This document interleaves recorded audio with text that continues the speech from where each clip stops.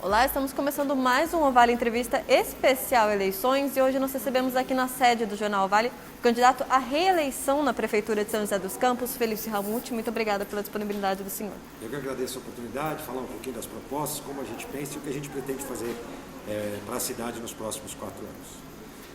Prefeito, um dos principais desafios da próxima gestão vai ser a retomada da economia, que foi tão afetada pela pandemia da Covid-19. Queria saber, caso o senhor seja reeleito, quais os principais planos do senhor para essa área, por favor? Olha, para todos os prefeitos, de todas as cidades, realmente esse vai ser um grande desafio. A grande missão é poder oferecer mais oportunidades de emprego e renda. Nós temos alguns projetos de iniciativa da Prefeitura para minimizar o impacto do desemprego e alguns projetos de iniciativa da Prefeitura, mas que atendem a todas as empresas, Então são 2 etapas. Eu vou falar primeiro da Prefeitura para ser bastante rápido e breve.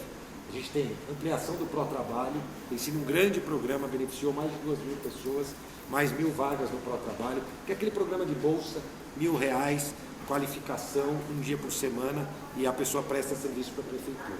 Nos mesmos moldes, nós vamos criar o que a gente chama de Pró-Emprego, que é um programa muito parecido, mas com a possibilidade da gente poder oferecer essa mão de obra para as empresas privadas, micro e pequenas empresas.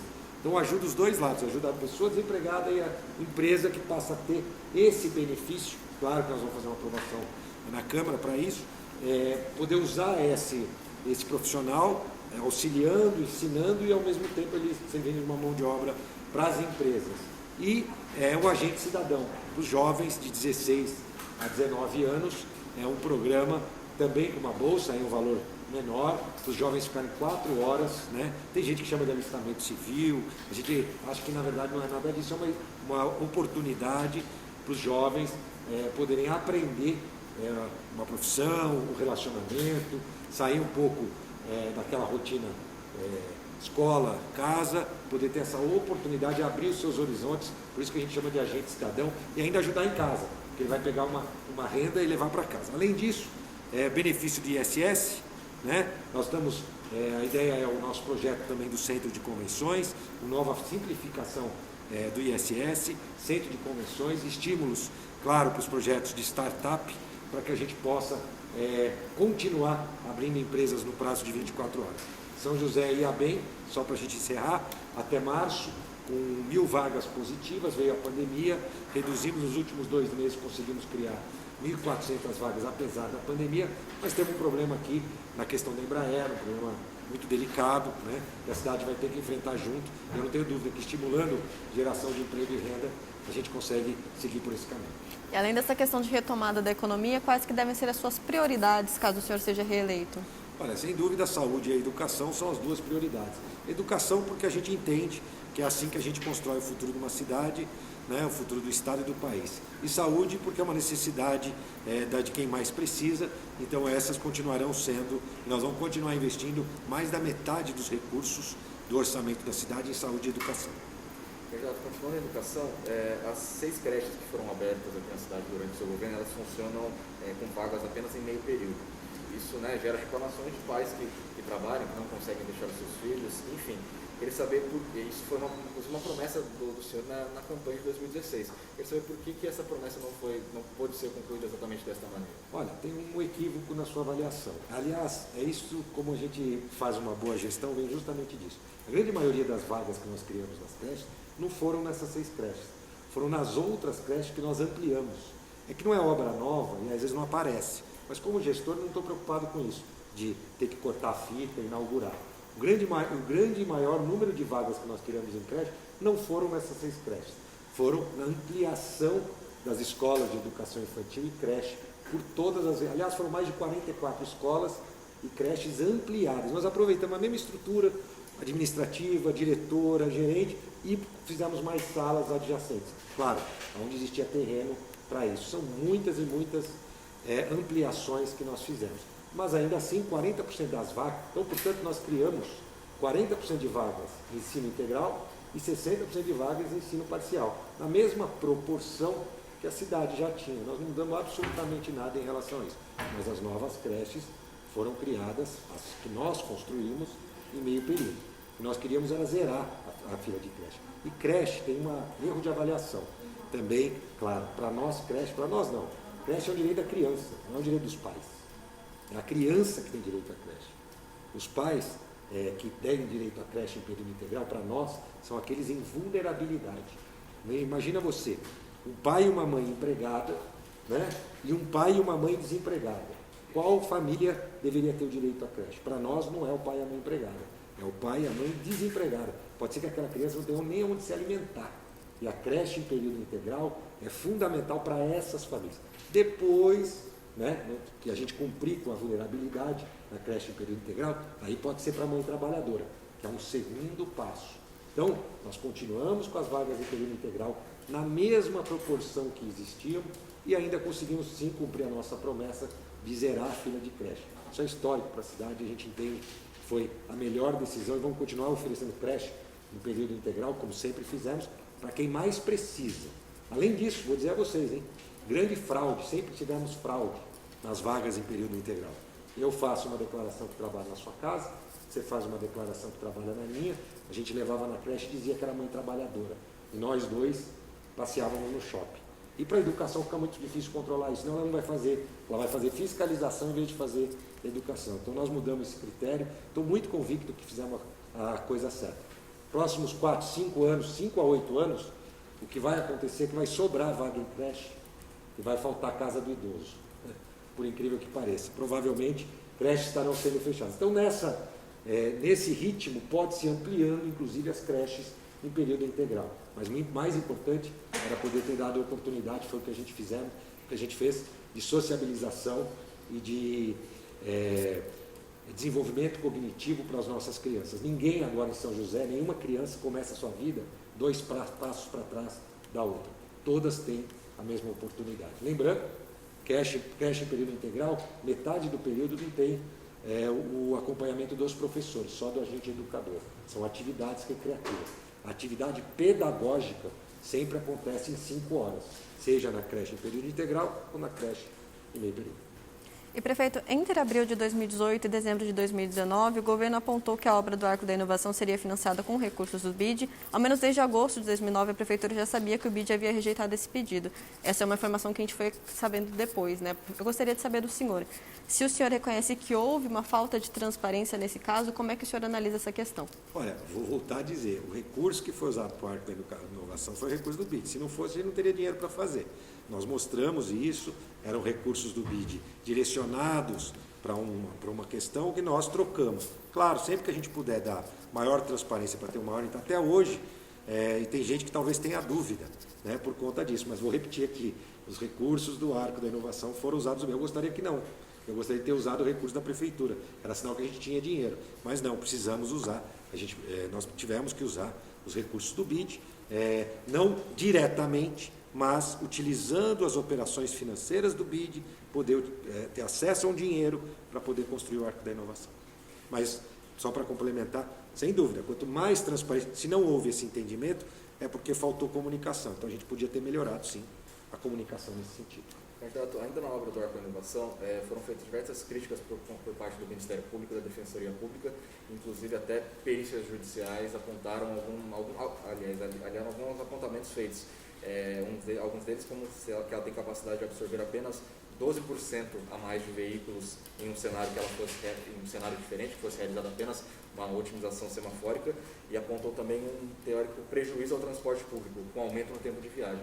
Queria saber como o senhor recebeu essas avaliações, esses apontamentos, e o senhor acha que faltou algum tipo de estudo por parte do governo ou não? Olha, todo mundo que me conhece sabe, as nossas equipes, que nós estamos perto dos problemas. Lamentavelmente, esse é um lado totalmente equivocado, e nós estamos contestando judicialmente, né? Isso é importante você dizer.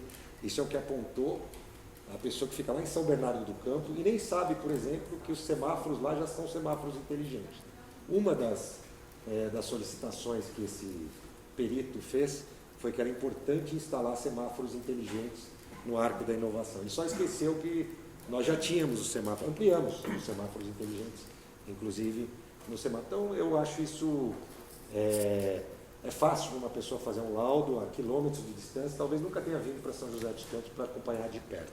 Olha, a obra, a olhos vistos, qualquer um que passar lá já viu o benefício que a obra trouxe, do ponto de vista do trânsito, do transporte público, a mesma coisa. Olha, Se todos os carros passam por baixo da rotatória, do ar, e hoje passam mais rápido, como é que os ônibus que passam por baixo passam mais devagar?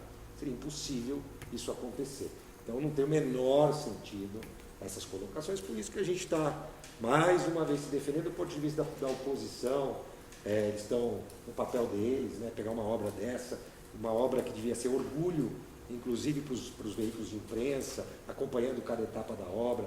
É o estado da arte de engenharia, né, na nossa cidade, além de uma obra de arte especificamente, que levantou até a autoestima e funcionou para atender o problema do transporte público. Então a gente tem muita tranquilidade, porque quem usa sabe. Talvez a pessoa lá de São Bernardo, que fica lá no ar-condicionado, lá o perito lá de São Bernardo, não tenha vindo para cá para ver como o Arco trouxe melhoria para a qualidade de vida das pessoas, inclusive para os 60 mil passageiros que usam o transporte público. Até o ponto de ônibus que foi feito, ampliado, o posicionamento do ponto, a segurança do pedestre, a ciclovia. Olha, isso para mim fica muito claro e ficará dentro do processo judicial. Esse é o papel do promotor. O promotor acusa, né, levanta, a prefeitura mostra o seu lado e o juiz vai julgar quem está certo. E o senhor tem repetido que fez um governo para as pessoas, agora continuando aí no BID, um dos motivos que levaram ele a negar o financiamento foi a falta de consultas públicas. Agora, a Justiça anulou também todo o processo de discussão da nova concessão do transporte por causa de falhas de audiências públicas. Gostaria de saber do senhor se o senhor acredita que o governo falhou em ouvir a população, ou o senhor acha que o BID, a Justiça, o Ministério Público ou até a Defensoria estão errados nesse sentido? Então, vamos lá, qual caso? Do transporte público ou da ponte? Em ambos, por favor. Não, na ponte não existe. Aliás, a promotoria, isso já caiu por terra em relação ao Arco da Inovação e da Ponte Estaiada. Isso já Você foi. acredita que houve uma discussão Agora com a população? a discussão é sobre se uma das ruas passa mais carro, não passa mais carro. O perito não está discutindo nesse momento se teve audiência, se não teve audiência. Isso já Você acredita que foi algo discutido com a população? Em relação ao transporte público, foi o maior número de audiências públicas em relação ao transporte público. Infelizmente, a nossa juíza aqui entende que ainda foi pouco discutido. Na verdade, houveram várias oficinas de transporte público. É uma pena, porque isso a gente já podia estar agora com esse problema resolvido e se preparando para ter um melhor sistema de transporte para a cidade. Mas nós vamos, mais uma vez, comprovar, se for necessário fazer novas audiências, nós vamos fazer para atender. A grande questão da justiça, né, é que ela não diz como ela quer que faça. Ela espera fazer para dizer que, não, faltou 2 audiências, faltou ligar a luz, faltou ter acesso à internet gratuito. Então esse é o grande problema. E lamentavelmente quem perde é sempre a população. Sempre a população. Já seria o momento da gente ter essa questão do transporte público resolvida. Lembrando também, no transporte público ainda existe uma análise pelo Tribunal de Contas, né, que para nós é muito bom, porque o que o Tribunal de Contas apontar que possa ser corrigido, a gente corrige. Para nós é até melhor, eu fico até mais tranquilo de fazer uma licitação depois de passar pela análise do Tribunal de Contas. Em relação à participação popular, eu lamento a decisão da Justiça local, estamos aguardando a decisão do Tribunal de Justiça.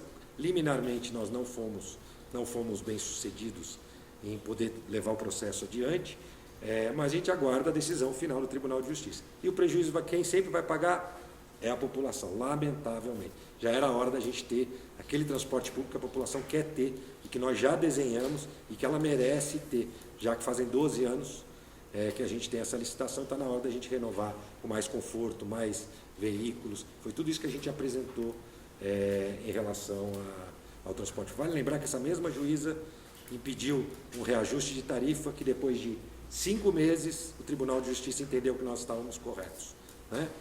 E quem paga o prejuízo, se as empresas entrarem com uma ação contra a prefeitura, vai ser quem? O cidadão que vai pagar no final, porque é sempre ele que paga, né? Lamentavelmente, a justiça é muito lenta. Eu não discuto o papel da justiça em julgar, entender que isso está certo ou está errado, mas ela tem que ter a mesma velocidade que a gente.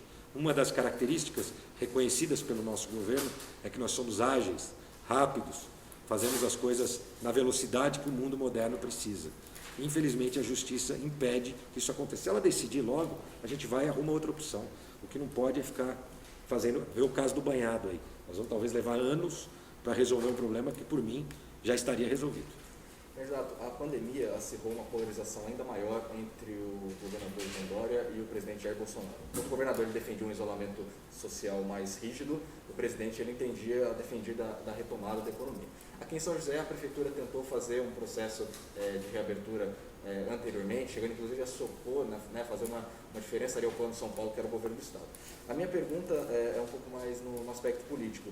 Eu queria saber se já tem algum contato, alguma definição se o governador vai fazer parte da sua campanha, se vai aparecer em algum tipo, e se você acredita que isso pode talvez te prejudicar com um eleitorado que talvez seja mais a favor da reabertura, o eleitorado que talvez seja mais defensor do presidente. Olha, eu vou rapidinho responder. Aliás, ontem, se eu não me engano, à noite, eu estava vendo alguns vídeos que eu fiz no Facebook, e um deles era um vídeo que eu falava sobre a questão do presidente Jair Bolsonaro, de um discurso que ele fez, inclusive, que ele defendia a volta às aulas, né? Eu lembro disso. E aí eu fiz um discurso no meu gabinete, indignado, dizendo que, já que ele tinha aquelas ideias, que eu respeitava e que ele tinha que agir como tal. Então, ele, através do MEC, poderia exigir a volta às aulas, enfim. E o que eu falava que o discurso seria uma coisa e a ação outra. Então, eu acho que é importante sempre que o discurso e a ação estejam no mesmo caminho. Então, essa foi a minha crítica que eu fiz na época ao presidente Jair Bolsonaro.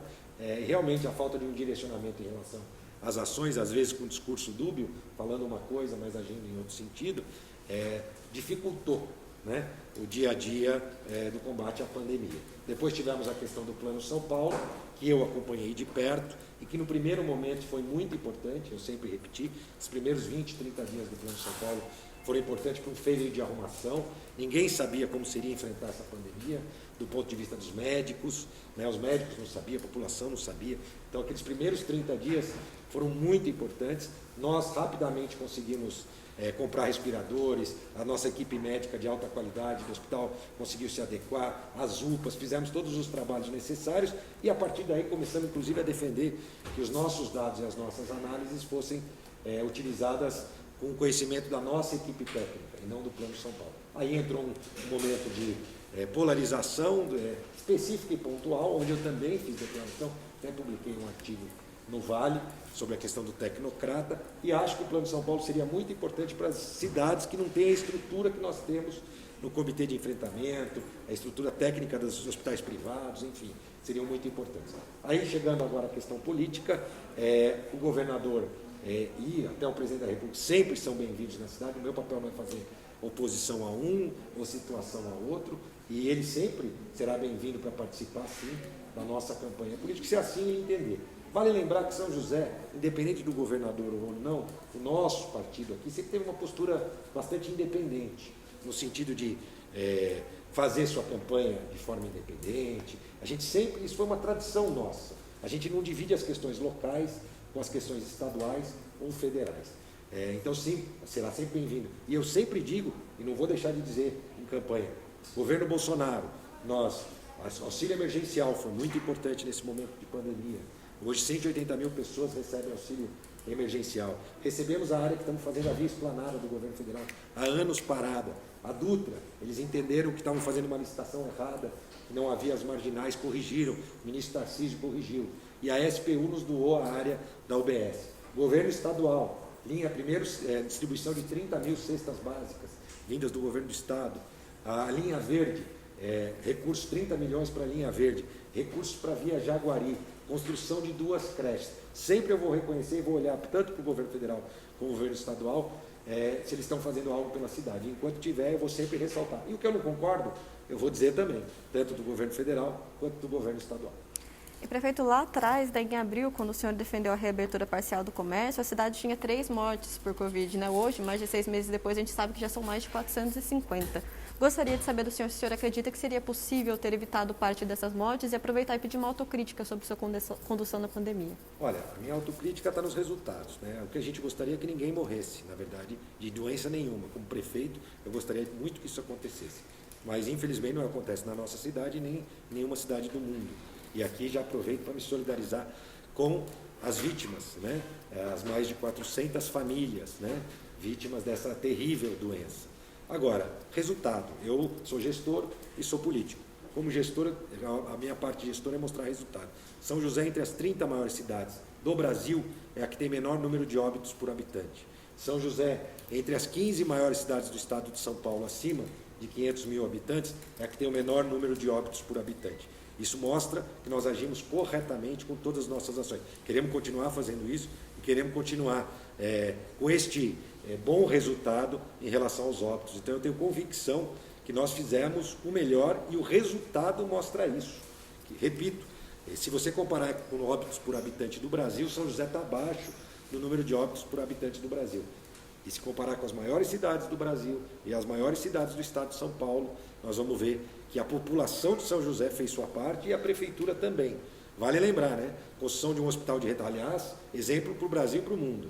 Construção de um hospital de 1.600 metros quadrados em 35 dias, com 70% do recurso da iniciativa privada, distribuímos máscara, compramos os respiradores antes pelo preço de tabela, quando ninguém tinha respirador, São José recebeu seus respiradores, readequamos as UPAs, as UBS, recebemos doações de empresas. Então, eu acho que até agora as ações da nossa equipe, do comitê, têm sido exemplares e servem de modelo para outras cidades. Se nós fôssemos o Rio de Janeiro, nós teríamos 1.500 mortos ao invés desses 400 e hoje mais de 450. Acho que é 454, se não me engano. Nós teríamos mais de 1.500, 3 vezes mais óbitos por habitante. Então, a minha análise, minha avaliação é que nós agimos corretamente. E poderíamos, se tivesse sido possível, que a gente pudesse ter implementado as nossas ações, que a Justiça não deixou, né? Lembrando, a gente poderia ter resultados talvez ainda melhores, porque a gente sabia exatamente para o comércio, para tratar a vida como um todo. A vida para nós é saúde, economia, a questão psicológica das pessoas, tudo junto. Tudo isso é a vida num contexto mais amplo. Não tenho dúvida nenhuma que talvez se a gente pudesse ter implementado, a gente teria melhorado ainda mais o resultado, equilibrando ainda a questão de óbitos. Então, defendo tudo aquilo que eu defendi no início, inclusive quando existiam 3 óbitos ainda na cidade. Perfeito. O plano de governo do senhor, a gente falou sobre algumas propostas aqui do senhor, né, nesse projeto, e o plano de governo do senhor ele traz conceitos, mas não traz promessas práticas. Queria saber qual foi essa estratégia adotada por vocês e como o eleitor vai poder cobrar do senhor, caso o senhor seja reeleito, essas ideias, essas propostas. Olha, na verdade nada mudou em relação à eleição passada, foi exatamente o que a gente fez. Inclusive o Vale tem um promissômetro baseado no que nós prometemos pontualmente. O que nós vamos fazer agora é publicar, a partir do meio da campanha, todos os nossos compromissos. Até porque tem muita gente nas ruas conversando com as pessoas. Nós fizemos mais de 100 reuniões do nosso plano de governo, está aqui ele detalhado, não conceitual, né? Aqui tem uma parte dele, mas isso ainda não é público, porque nós vamos publicá-lo não só do ponto de vista impresso, um caderno completo, vamos enviar todos os veículos de comunicação, até porque, de repente, você antecipa isso, outras pessoas começam a usar aquilo que você prometeu, colocam também. Então, na hora certa, nós vamos divulgar para a população cada ponto em cada área do nosso plano de governo. Então, ali sim, nós vamos poder acompanhar como fez o Vale, aliás, uma iniciativa inédita. Se eu não me engano, até outros órgãos de imprensa passaram a fazer, né, acompanhando as promessas dos prefeitos e aquilo que ele havia ou não cumprido. Então, nós vamos fazer a mesma coisa, nós vamos ter aqui um rol de compromissos em cada área e bem pontuais específicos para que o Vale, nos próximos 4 anos, possa acompanhar também. A gente já falou um pouquinho de transporte, mas eu vou voltar um pouquinho, que é um assunto sempre abordado muito pela população.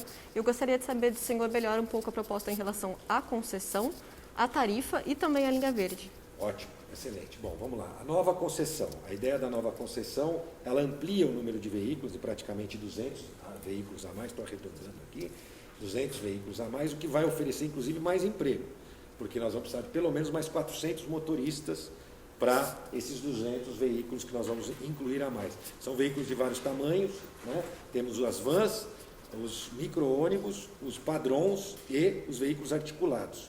Todos esses veículos, e nós vamos ampliar a frota, portanto, nós vamos precisar de mais mão de obra nesse sentido. Até para tirar essa questão de dizer, mas os cobradores vão perder emprego. Não, o sindicato já está acompanhando, inclusive, dando oportunidade. As empresas atuais até estão fazendo trabalhos de capacitação, mesmo que elas não ganhem. Normalmente, numa nova licitação, uma empresa ganha, foi o que aconteceu com essas, inclusive, há 12 anos atrás, e aproveita a mão de obra que já existe. Até porque são aqueles motoristas que conhecem os roteiros, etc. Porque nós vamos ter um cargo que chama agente operacional, também. Então, a figura do cobrador, ela não se elimina 100%. O agente operacional, por quê? Porque nos horários de pico, ele vai estar dentro do ônibus auxiliando o motorista nas linhas de maior demanda. Fora do horário de pico, ele pode estar dentro de uma estação da linha verde, pode estar em outros pontos da cidade, apoiando o sistema de transporte público. Então, primeiro para deixar claro, a oposição faz o papel dela, que nós vamos ter mais oportunidade. Além disso, tem muitos motoristas que estão em processo de aposentadoria, assim como cobradores. Então, a gente entende que, provavelmente, com a nova licitação concluída, nós vamos ter gerado mais oportunidades novas, inclusive, para os cobradores atuais e até para novas pessoas se integrarem. Ar-condicionado, micro-ônibus e ônibus com ar-condicionado e nos articulados também. Ônibus menores para a gente poder atender as pontas. Então, vou dar um exemplo para você. Bairros da região norte que o ônibus sai de hora em hora, vão poder ter uma van ou um micro-ônibus, onde ele sai lá de 15 em 15 minutos. Mais oferta, né, com menos custo e dando a oportunidade a gente poder oferecer mais. Ou, por exemplo, na Zona Sul, vou dar um exemplo aqui, do República, é um bairro na ponta da região sul, que tem ônibus lá fora do horário de pico de 45 minutos. Lá ele vai poder ter ônibus de 15 minutos, 20 minutos, porque são ônibus menores, vão levá-los até os corredores para dali ele poder seguir. Então, é uma mudança conceitual, aumentando o número de veículos, aumentando a velocidade que eles passam no ponto, ou seja, a oferta de horários, é muito importante. E a linha verde complementando esse sistema, melhorando ainda mais, aí mudando completamente. E eu vou falar só da linha verde do ponto de vista de transporte, porque na verdade ela é um projeto urbanístico. Tem a linha verde, que é a faixa exclusiva com calçada, ciclovia, possibilidade de desenvolvimento urbano, mas do ponto de vista de mobilidade, vai ligar a região sul, que é a mais populosa da cidade, 40% da população liga a região sul, a região leste. A primeira etapa até o centro, e na linha verde, uma obra que deve iniciar agora nos próximos dias, porque falta a última licença, né, para a gente poder iniciar a obra. A obra se inicia, entregue para dezembro, provavelmente dezembro de 21. Os veículos nós adquirimos e temos 30 milhões do governo estadual de apoio, né, para a obra, e 10 milhões do custo dos veículos nós conseguimos com a outorga da nova Zona Azul. Um dinheiro de transporte individual, que é o carro que estaciona, para o transporte público, que é a linha verde. Ônibus elétricos, né, os primeiros veículos leves sobre pneus do Brasil, vai ser modelo para várias cidades poderem utilizar esse mesmo conceito do VLP. Embarque nas estações como se fosse um metrô de superfície. Eu queria agradecer muito a sua presença aqui com a gente. Como a gente ainda tem uns minutinhos, queria que o senhor conversasse com o eleitor, falasse um pouquinho de como está sendo esse processo de campanha em busca da sua reeleição, dessas suas considerações finais, por favor. Olha, é uma campanha muito diferente, né, da campanha anterior. Primeiro, no meu caso particular, prefeito no meio de uma pandemia, né, permanecer cuidando da cidade, atento para tudo que acontece na cidade e ainda fazendo campanha. Também na pandemia, que é uma campanha de um jeito diferente. Mas a gente se adapta, eu acho que essa é a grande capacidade do ser humano, esse processo de adaptação. Existe ainda essa oportunidade, eu gosto muito da oportunidade do olho no olho, de conversar com as pessoas. Ainda bem que ao longo do meu governo eu continuei fazendo isso, as reuniões nos bairros, o olho no olho, que era um projeto que a gente tinha. Isso permite a gente ter a sensibilidade social para entender o que a gente pode melhorar, que propostas a gente pode apresentar para ir ao encontro do desejo do cidadão. Nós estamos, de fato, empenhados em não fazer um governo de continuidade, mas sim um governo que possa inovar, trazer mudanças para melhor, fazer com que a gente consiga atrair mais gente de bem, né, para que a gente possa continuar cuidando da cidade. Então nós vamos continuar trabalhando nesse sentido, oferecendo aquelas mudanças que o cidadão de São José tanto precisa, almeja e merece, né? Então nós vamos continuar esse trabalho em conjunto, uma grande equipe hoje que nos apoia na campanha, meu vice, Anderson Farias, né? Um homem que foi meu braço direito ao longo desta gestão e que vai me ajudar muito se eleito formos para o nosso próximo governo. Pode ter certeza que nós vamos continuar honrando a confiança, acordando cedo, arregaçando as mangas, oferecendo o melhor para a nossa cidade. Perfeito, muito obrigado pela participação, obrigado a você também que acompanhou conosco, mais uma edição especial do nosso Vale Entrevista Especial Eleições. Fique com a gente e até a próxima.